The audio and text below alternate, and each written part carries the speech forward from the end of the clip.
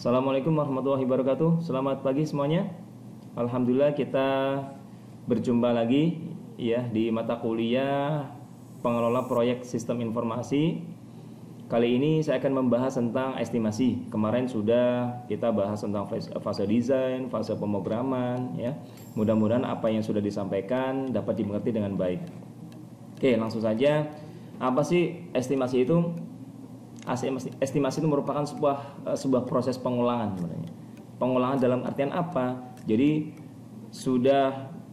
artinya sudah diketahui sebelumnya dari fase-fase yang lain ya. Jadi bisa ditentukan estimasi, baik estimasi biaya, estimasi waktu. Nanti kita akan bahas seperti itu. Jadi pemanggilan ulang estimasi yang pertama dilakukan dalam fase definisi yang di awal ya, yaitu ketika menulis rencana proyek, pendahuluan proyek.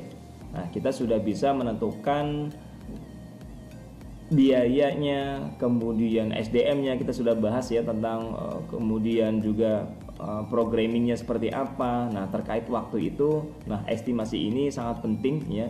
Jadi kalau salah estimasi yang seperti saya sampaikan di awal itu, misalnya kita ada proyek, sebuah proyek ya, kemudian kalau salah mengestimasi, misal estimasi waktu, maka akan fatal akibatnya. Artinya gini, misalnya dalam membuat proyek sistem informasi akademik misalnya, kita sebagai programming atau misal analisis bahwa ini akan dikerjakan dalam waktu 3 bulan, misal estimasinya 3 bulan, estimasi waktu dengan biaya sekian.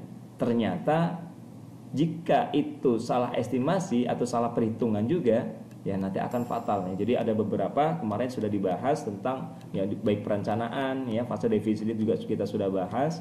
Nah, itu nanti bisa terjadi proyek kita, apakah proyek kita itu gagal ya atau misalnya sukses ya. Nah, itu sangat menentukan ya untuk fase ini.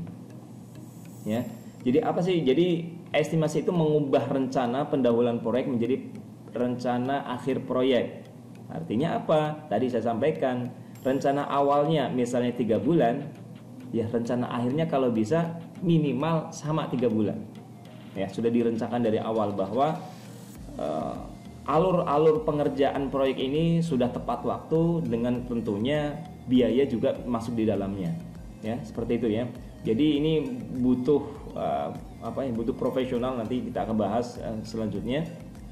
Jadi ada teknik-teknik estimasinya. Yang pertama, keputusan seorang profesional, kemudian histori atau sejarah dari estimasi tersebut ya, dari proyek tersebut, kemudian atau menggunakan rumus-rumus.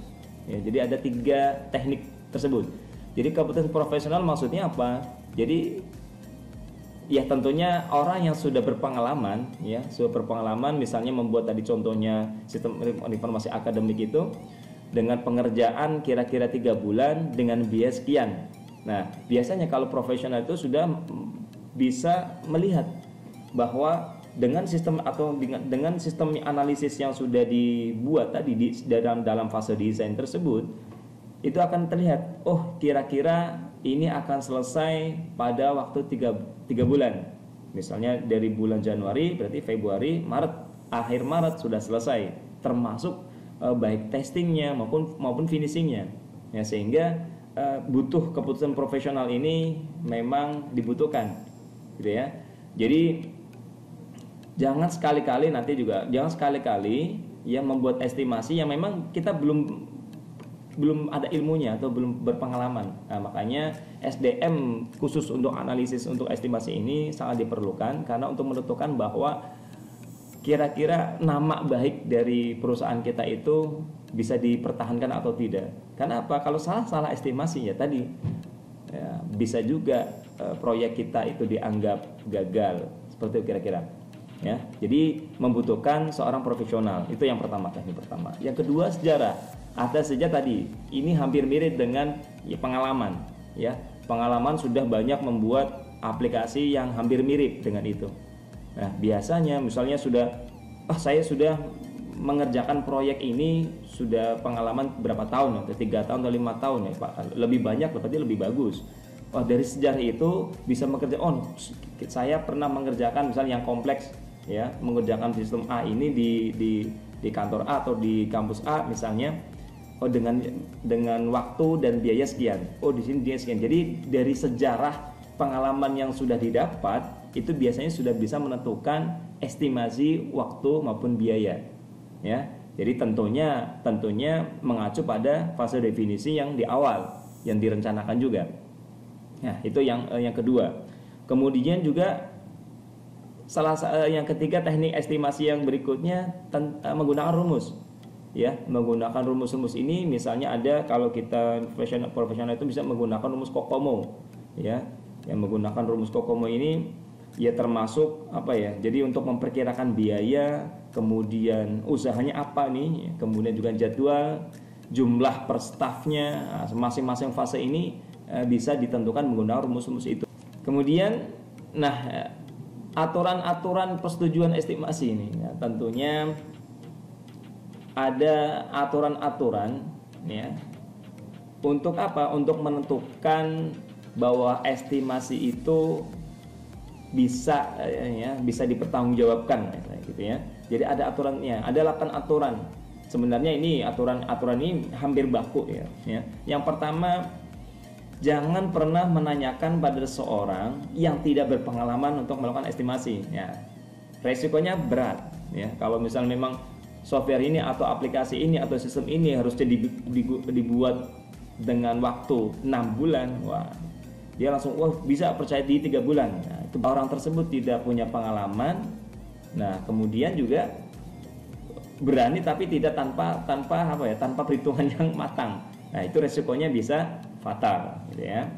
Kemudian yang kedua, lakukan estimasi secara berkelompok jika mampu menyediakan sumber daya manusianya. Artinya gini, sebelum melakukan estimasi, kita kumpulkan ada beberapa kelompok atau orang atau staf yang memang sudah profesional, kita dirundingkan dulu biasanya untuk menentukan estimasi, baik estimasi waktu atau biaya yang ditentukan.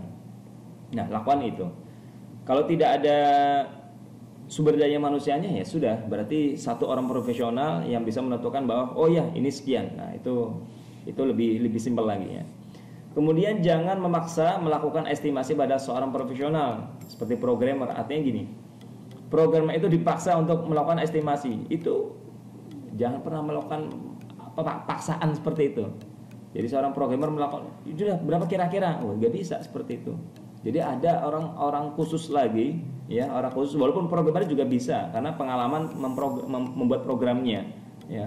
Tapi kalau bisa memang ada seorang yang khusus yang untuk menganalisa bahwa aplikasi yang dibuat itu atau sistem yang dibuat itu berjalan dengan waktu sekian, tentunya biaya juga ditentukan, ya, kira gitu. Jadi kalau programmer biasanya namanya programmer, ya kita hanya coding aja dah, kira-kira bisa sudah ditentukan oleh sistem analisnya, ya sudah dikerjakan, dibagi-bagi biasanya. Tidak mungkin satu programmer itu melakukan semuanya, ya, tidak mungkin. Biasanya ada beberapa programmer, ya, kita bagi-bagi tugas, ya, kira-kira mengerjakan model A atau mengerjakan step yang pertama, yang ini kedua, ketiga, nanti digabungkan, ya. Kemudian jangan pernah mengambil rata-rata dari estimasi yang berbeda. Maksudnya apa? Dari pengalaman yang sudah misal kita sudah melakukan pengerjaan proyek yang hampir mirip itu misal 10 kali.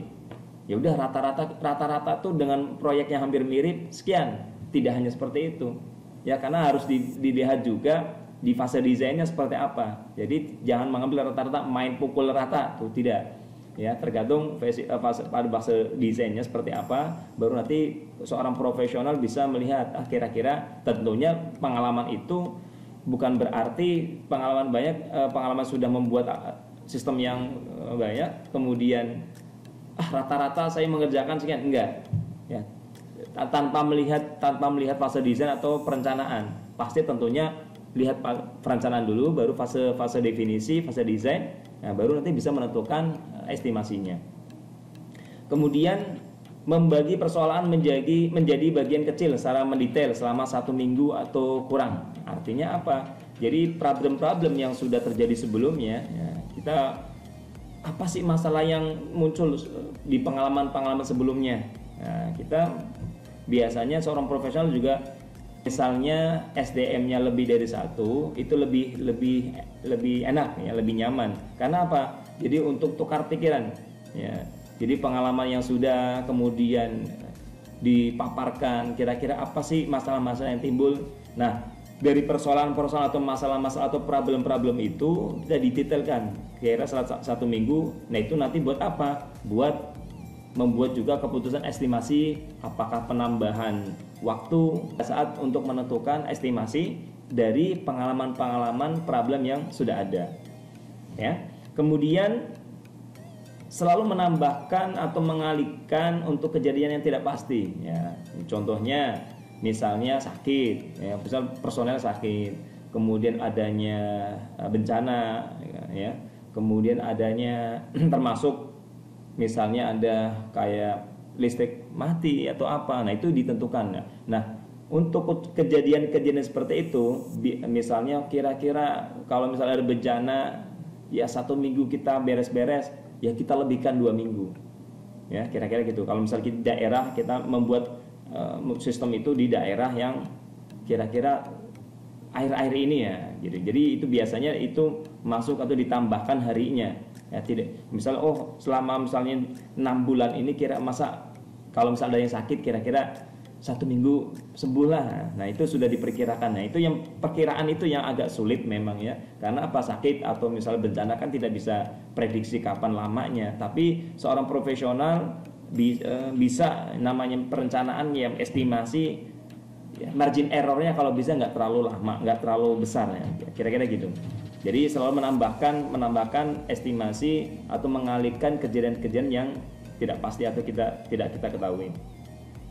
Kemudian aturan prosedur estimasi yang selanjutnya selalu berikan jangka waktu ketika melakukan estimasi bagi manajer atau klien. Ya. Jadi ada waktu jeda ya untuk melakukan estimasi bagi seorang manajer atau klien ya. Jadi kira-kira yaitu tadi selama 1 atau 2 minggu itu mengadakan rapat, kira-kira sudah fix atau enggak. Kenapa? Karena itu nanti akan terjadwal lagi. Kalau misalnya ini selesai ya, dari pihak klien juga ada kepentingan sendiri ya, dari pihak manajer untuk proyek juga ada kepentingan sendiri. Jadi estimasi ini merupakan apa ya? Merupakan senjata untuk mempertahankan. Jadi merupakan apa? Defense untuk mempertahankan bahwa saya itu profesional, jadi kami itu profesional. Ya, itu biasanya gitu. Jadi kalau estimasinya benar, ya baik waktu, ya tentu kalau biaya pasti nanti ada lah, biaya kosnya itu ada. Jadi menentukan waktu terutama, yaitu tepat waktu, bahkan mungkin kurang dari waktu yang ditentukan. Nah itu lebih bagus ya, biasanya. Misalnya waktunya sebelum 1 minggu lagi sudah selesai, ya itu lebih bagus. Karena apa? Buat nanti 1 minggu itu buat testingnya atau apa. Nah gitu ya. Jadi kemudian yang 8 yang terakhir yaitu gunakan naluri. Artinya ini. Jadi naluri itu yang terakhir. Kira-kira artinya kira-kira juga sudah melewati 7 tahap di atasnya.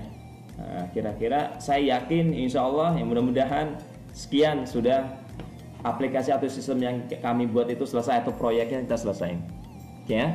Kira-kira gitu. Jadi untuk estimasi ini penting ya, mudah-mudahan apa yang saya sampaikan ini bisa dipahami ya tentang mata kuliah pengelola proyek sistem informasi.